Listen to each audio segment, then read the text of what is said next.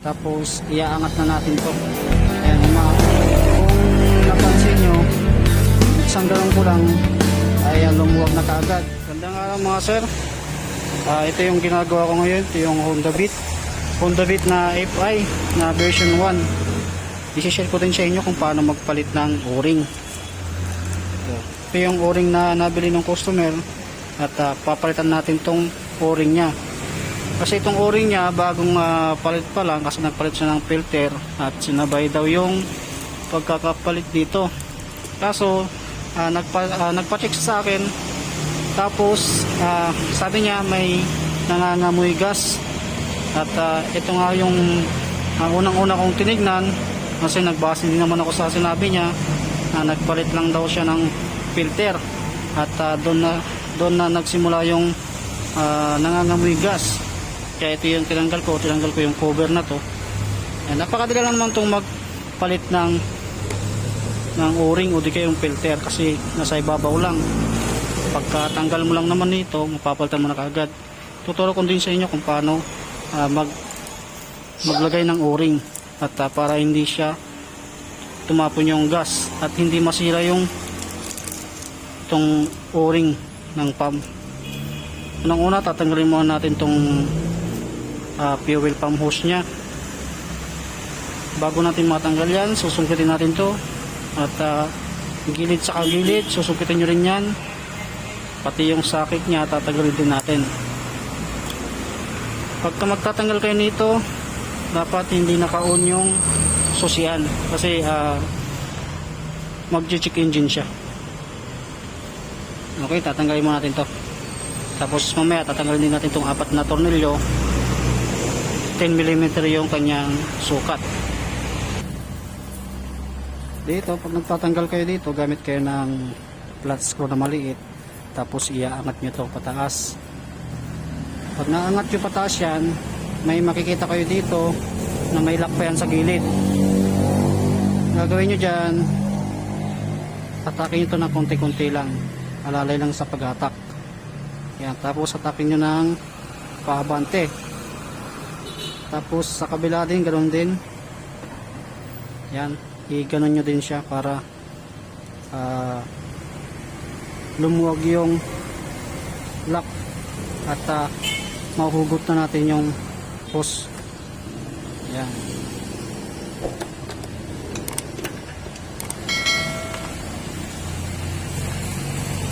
Kailangan pagka nagkakabit tayo nito, gamit kayo lagi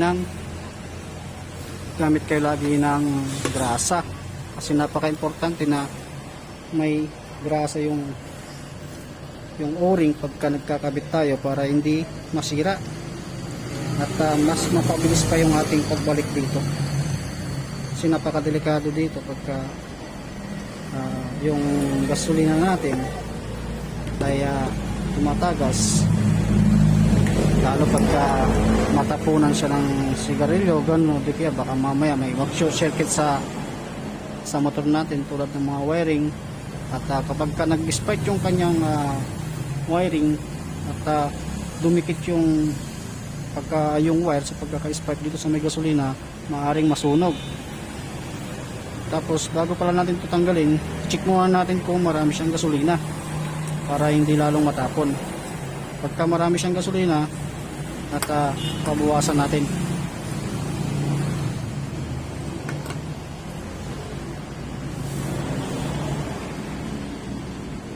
Pagka ganyan marami yung gas, bawasan natin siya ng konti para hindi tumapon. Ito sayang. Gagamitan ko siya ng hose, tapos yung 1.5 na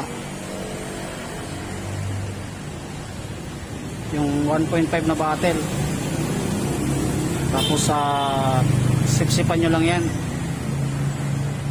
Kailangan mabawasan natin kahit na mga 1 litro. Pagka punong-puno naman, bawasan nyo mga 2 litro, ganun, basta hindi lang umabot dito yung gasolina. Pagka kasi naglagay tayo ng o-ring at kapag ka naidikit natin sa gasolina, mag-i-expand yung o-ring na ilalagay natin, mahihirapan ulit tayong magkabit o magbalik. Ay papakita ko sa inyo mamaya kung paano magkabit nito. Kahit na kayo na rin magpalit nito, kaya nyo na rin. Kahit hindi nyo na kailangan dito ng mekaniko. Okay, bawasan ko muna siya ng gas. Binawasan ko siya ng 1 litro. Tapos papalit natin ito. Luluwagan na natin yung mga tornilyo nya. Kaya kung mapapansin nyo, naglilik talaga rito. Lalong lalo na pagka punong-puno yung tangke, talagang aapaw.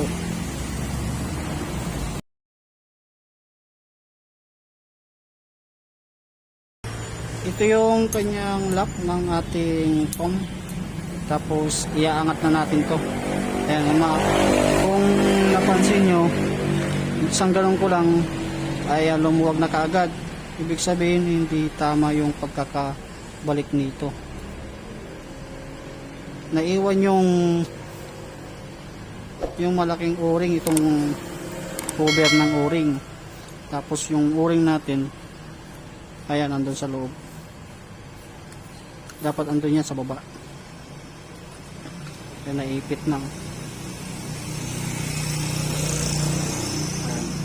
Dapat itong o-ring na itim na to, dapat andito lang yan. Dapat andyan lang yan. Hindi yan umaangat.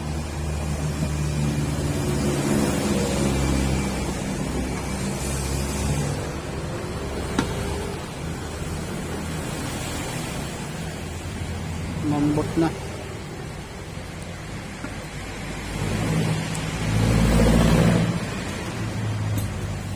Hindi ko na ilalabas ng buo ito dahil bagong palit lang naman yung kanyang itong filter. Kapag ganito yung tangke nyo, yung kinakalawang, mahihirapan po talaga tayong magpasok niyan. Okay, tatanggalin ko muna dahil kailangan din natin palang lihain ito. Lilihain natin yan ng pinong-pinong liha.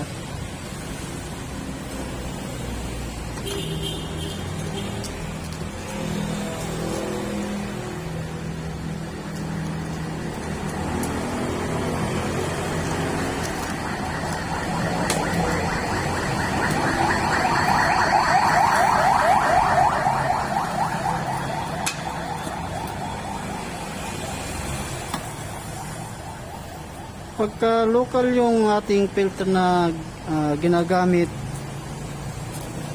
dapat pagka nakatakbo na kayo ng mga 15,000 km, palitan nyo na. Kasi ang pinakamasama sa local, natatanggal dito o di kaya nalulusaw ito. Maraming beses na rin akong naka-encounter nito na nalusaw ito, itong mismong filter, na nagiging sanhi din ng pugak-pugak yung ating motor. Dahil pag nalalusaw ito, hihigupin ni fuel pump, ibabato kay injector. Si injector, pagka binato ni pump yung mga dumi sa injector, babara. Medyo maliliit lang yung mga butas ng injector natin. Kaya minsan doon din siya nagkakaroon ng cause na bakit namamalya-malya o namamatay-matay. Minsan talagang totaling hindi mo na mapaandar. Dahil isa rin dito, dapat minsan regular nyo rin tini-check up to. Kasi napaka-important itong fuel pump na to. Kasi hindi na siya original, local lang siya. Ito, itatabi muna natin to.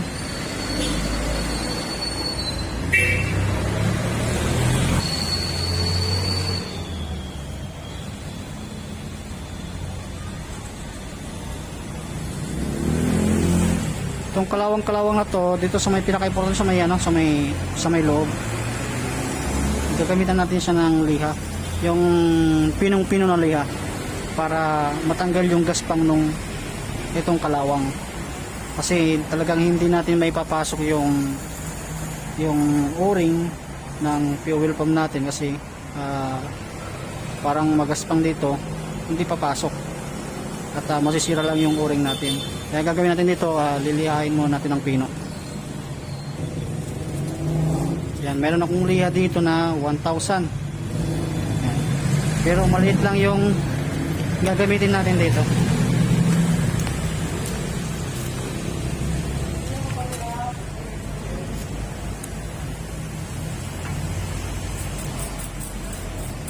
Huwag po kayo matakot na malaglag yung dumi dito sa may tangke, dahil hindi po naman yan para magaspang yung ating ginagamit na liha. Tapos gagawin natin dito, siyempre alalay lang. Pagka may mga kalawang na natatanggal, basta alalay lang sa pagkakapahit ng liha yung kanyang sandpaper, at punasan nyo kagad ng basahan, o di kaya yung kahit na may gasolinang basahan para dumikit yung kalawang sa basahan.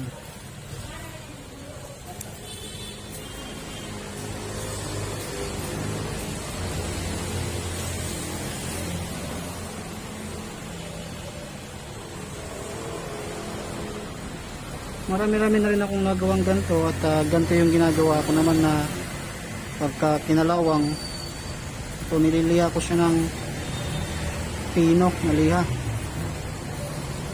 para matanggal yung mga bukol-bukol na kalawang, at hindi masira yung puring na ilalagay natin.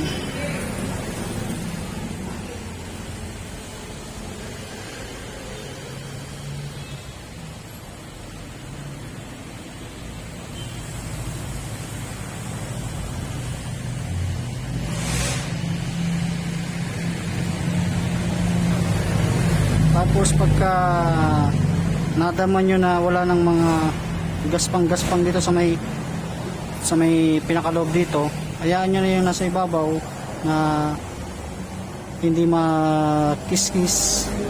Okay lang yan, kasi mamaya lalagyan din naman natin ng grasa yan, at yan na yung magiging silbing ano niya, para hindi na tumuloy-tuloy yung kalawang.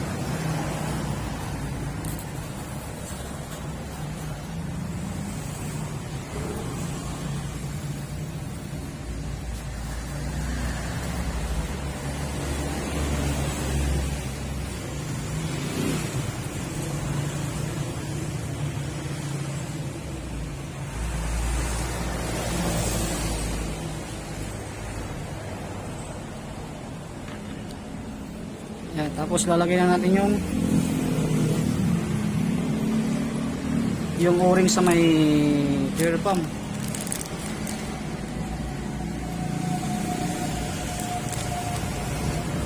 Yung nabili niyang o-ring, yung nabibili ko sa Honda, ito yung binili niya, si lata daw stock. Isang set na rin yung kanyang binili. Ito, pagka nagbalik kayo nito, itong flat na to, yan po yung unang ilalagay natin.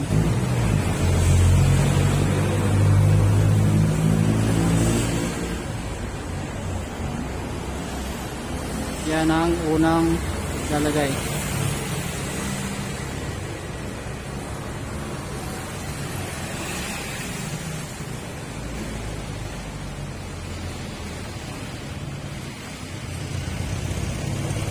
Tapos susunod natin yung o-ring.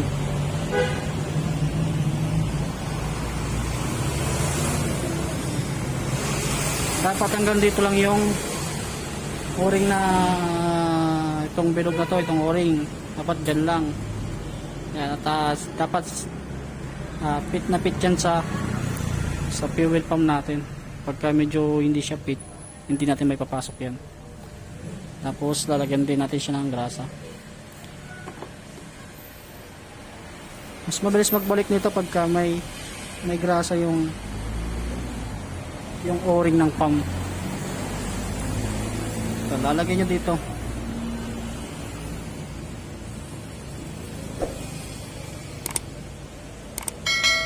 Yung grasa hindi naman papasok yan sa loob.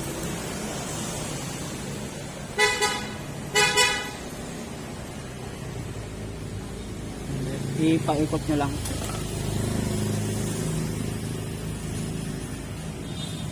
Hindi yan papasok sa loob.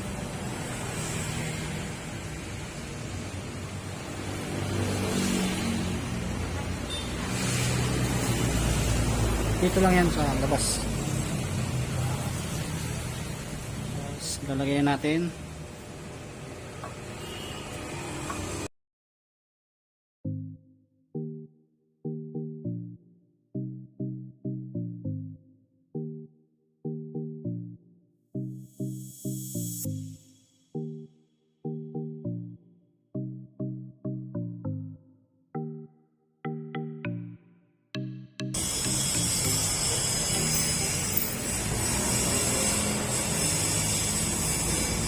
Pagka sakto na yung pagkakalagay natin dito, yan, pagka ganyan, kahit pitawan nyo, galawin nyo, hindi siya magagalaw. Hindi tulad kayo nung unang pagkatanggal natin dito, isang galon lang, ganagalaw lang, lumuwag na kagad. Kasi yung o-ring kaya hindi lapat dun sa kanyang tangkik. Tapos mamaya i-share ko din sa inyo kung paano natin malalaman uli kung tatagas. Dahil ito marami naman siyang gasolina, lalagay natin yung gasolina niya, tapos kakalog-kalogin natin yung motor. Kasi makikita natin dyan pagka kinalog natin yung motor, mapapansin nyo dyan maglilik din yung gas dito. Babalik ko muna yung lock nya.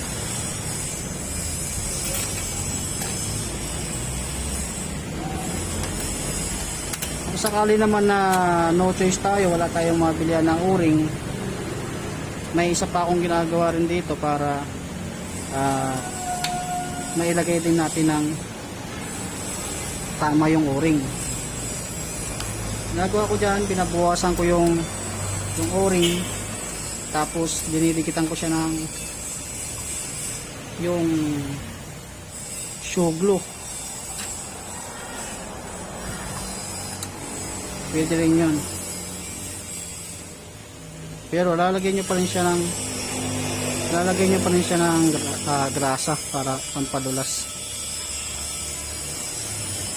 May mga video na ako na nagawa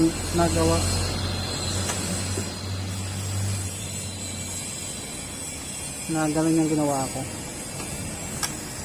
Kung totally nga na wala tayong makuwanan,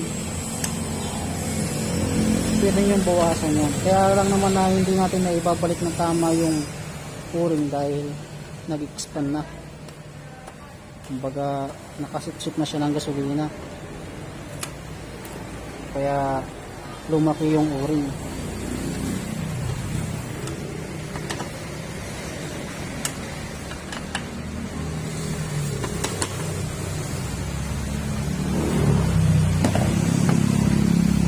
Tapos babalik muna natin tong post nya, tulak nyo lang pag ganun. Tapos pagka maririnig nyo naman yan kung sakto na yung pagkakalagay ng hose, tumutunog yun eh. Kahit ito tumutunog din.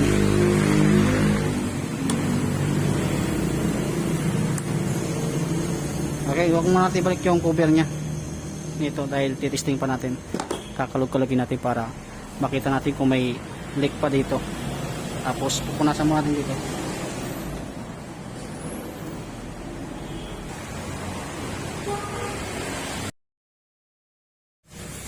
Ilagay ko na yung gasolina niya kasi marami naman itong gasolina. At itatry natin siyang kalog-kalogin kung may magli-leak dito. Punasan nyo muna dito para makita natin kung basa yung dito. Tatry ko muna siya.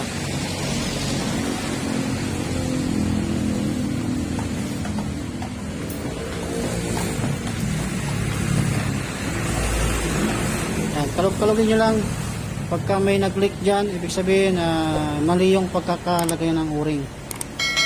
Pwede nyo ulit siyang ulitin. Pero kung sakaling ganyan ginawa nyo na, kinalog-kalog nyo na at wala naman tumagas, basta marami pong gas marami pong gasolina. Pagka wala naman tumagas, okay na yan. Wala na siyang leak.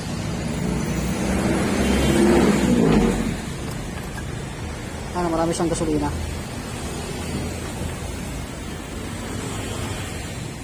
Okay, bali wala naman ang tumagas. At ibabalik na natin yung takip niya. Okay, bali ibabalik na itong cover niya.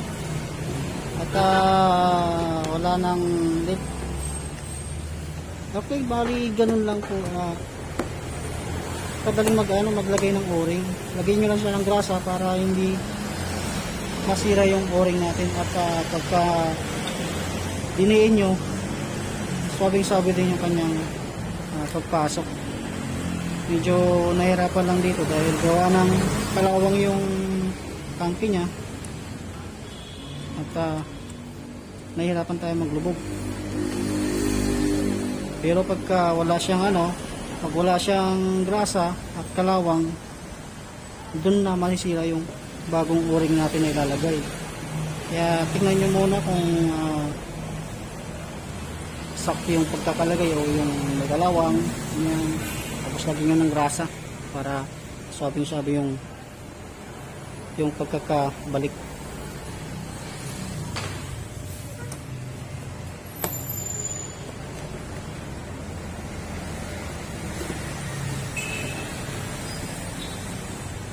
Ayan, may balik na. Parehas po kahit sa mga ibang motor, parehas din po to. Magkaiba lang ng kung saan nakalagay yung fuel pump nya. Ayan. Sa Honda Beat, kasi ito yung Honda Beat 1 na FI. Yung Honda Beat 2, dito rin siya nakalagay. Ayan, ilagay ko na. At itatry din natin siyang i-start.